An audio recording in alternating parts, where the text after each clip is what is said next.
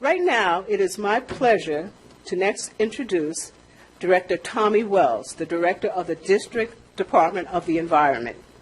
Many of you know Mr. Wells as a result of his long tenure as a Ward 6 representative on the council. But what you may not know is that Mr. Wells brings over 32 years of public service that includes a strong record of protecting the community we live in and the environment we raise our children in.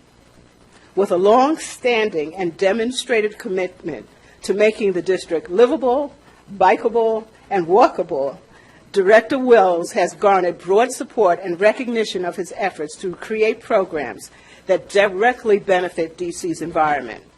For instance, Dr. Wells, as a member of the DC Council, was instrumental in spearheading the Anacostia River Cleanup and Protection Act of 2009, which helped curb the use of environmentally unfriendly plastic bags, thereby encouraging the use of reusable green alternatives. And you guys can use your OPC bags.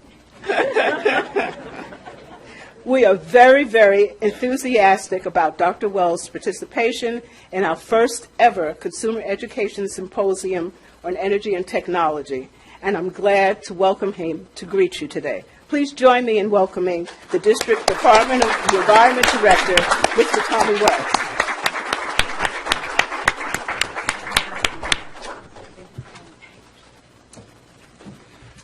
Sandra, thank you very much. And, you know, we have a great champion here that as we know that the basic fundamentals of life, that the things we can't do without includes energy, power, and for those that have to make choices about affordability, and really to have a voice as someone who's championing all of us, we have a great champion here and someone who I have just gotten to know much better in my new role at the department.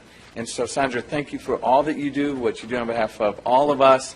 And I know that we're currently in an interesting process right now, and the people could not have a better champion. Thank you very much.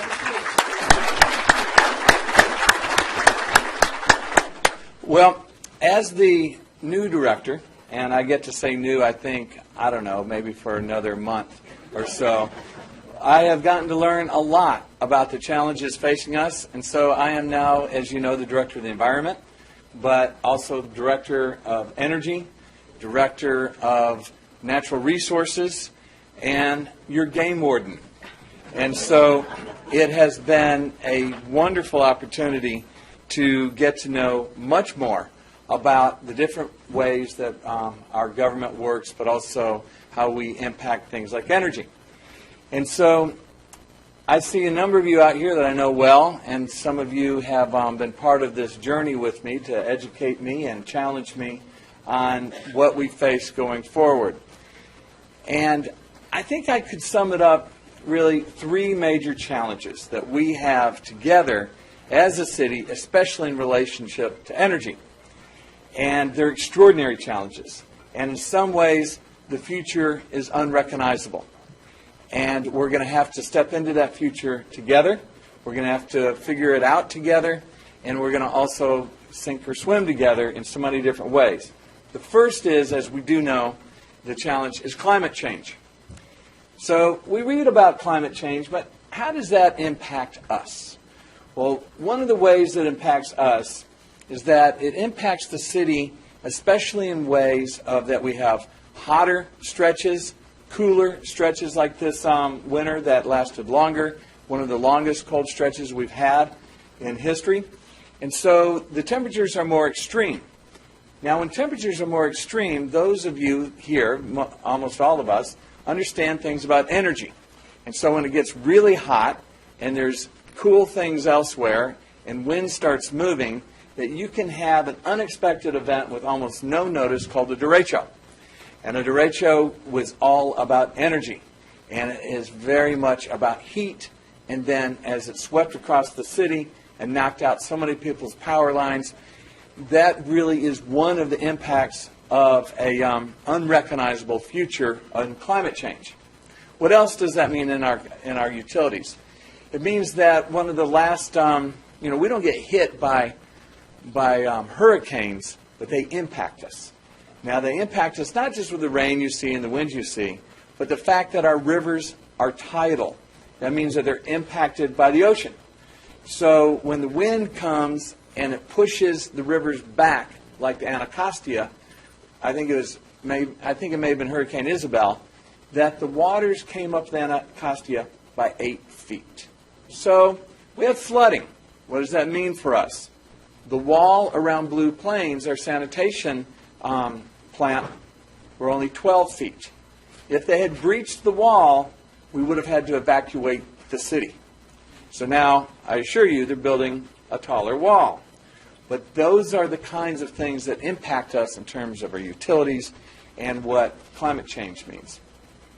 The second one that's going to impact us dramatically is technology. And we'll be hearing about that today. But the technology of how do we generate electricity, how do we manage it, where does it come from, all those things, it's changing so rapidly. We know that Tesla makes a great car. Well, now they're working on making batteries for homes. What does that mean for us in terms of being able to have power, and how does that work in terms of how people get their power with batteries? Well, I took a drive in a Toyota hydrogen-powered car the other day. And it drove like any other car. It was a little bit fancier than my own. But drove around in it, and the spokesperson in the car was talking to me a mile a minute about the wonders of this car. And then he quickly said, and it'll power your home for a week. And I stopped and said, what? He said, yes, this car has the ability to power your home for a week with its hydrogen fuel cell in it. I don't know what that means for us in the future, that our cars could power our homes. But I do know that technology is changing rapidly, and we're going to have to adjust. And we also have to be sure, as Sandra said, to be sure that it's equitable and that everyone benefits in a way that there's not people left behind or left out. The third challenge is where is our energy and power going to come from? So those of you that are of my age, a bit older, know the challenges and how we feel about nuclear power plants. And those of us now know the challenges of how we feel about strip mining and all the things that happen around fossil fuels that challenge our environment, challenge the planet, and know that we have to move to renewable energy in a way that we don't continue to promote climate change, and that we also have a healthier environment for the air that we breathe. So what that looks like in the future is a challenge. I'm in charge of getting out the comprehensive energy plan. And the comprehensive energy plan that I inherited, Sandra, started being written in 2013. How much has changed in just those few years has so much of this plan has to be rewritten because of how much change there is. And one of the things I want to be sure that's in this plan is that when we talk about energy, that we really embrace that it's more than electricity. It's also our own energy, passive energy. As we have, the way we're rebuilding our buildings or building new buildings, we're using the sun more. You've seen going into offices where they don't have the closed offices as much, open rooms, the sunlight's coming in.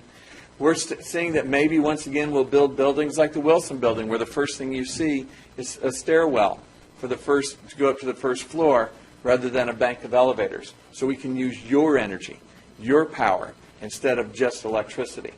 How we organize our lives in such a way that we take advantage of passive electricity or passive power is going to be part of our future together. So with that, I'm very impressed with having this conference today.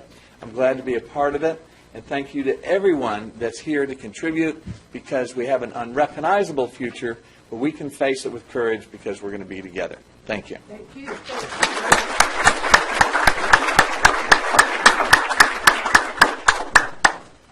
Well stated, and it is a challenge, and we will move forward together.